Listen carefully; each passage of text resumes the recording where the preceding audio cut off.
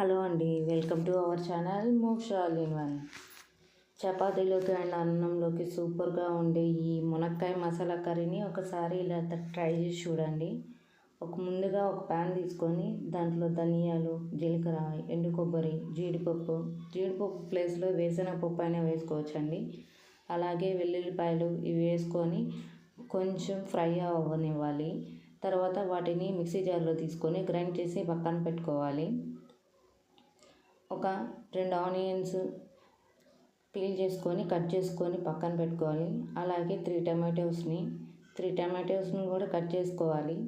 అలాగే 4 పచ్చిమిర్చిని కూడా కట్ చేసి పక్కన పెట్టుకోవాలి.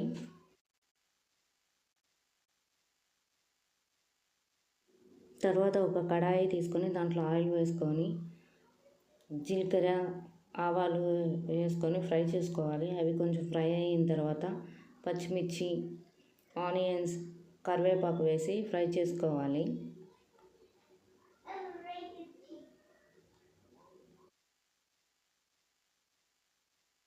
ఇవి కొంచెం ఫ్రై అయిన తర్వాత కట్ చేసుకున్న మునక్కాయలు వేసుకొని మరి కొంచెం సేపు ఫ్రై అవ్వనివ్వాలి.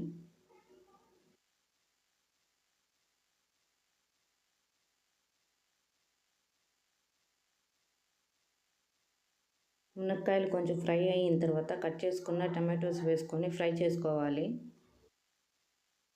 తర్వాత కొంచెం పసుపు వేసుకోవాలి. తర్వాత రుచికి సరిపడా ఉప్పు వేసుకోవాలి. తర్వాత గ్రైండ్ చేసుకున్న మసాలా పేస్ట్ని అంతా ఈ ముక్కలకు పట్టేలాగా కలపాలి.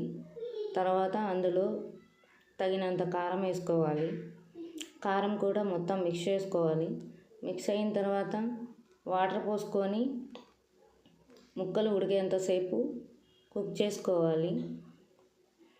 లాస్ట్లో కొంచెం కొత్తిమీర వేసుకొని దింపుకుంటే ఎంతో టేస్టీ అయిన మసాలా మునక్కాయ కర్రీ రెడీ. ఒకసారి ఇలా ట్రై చేసి చూడండి.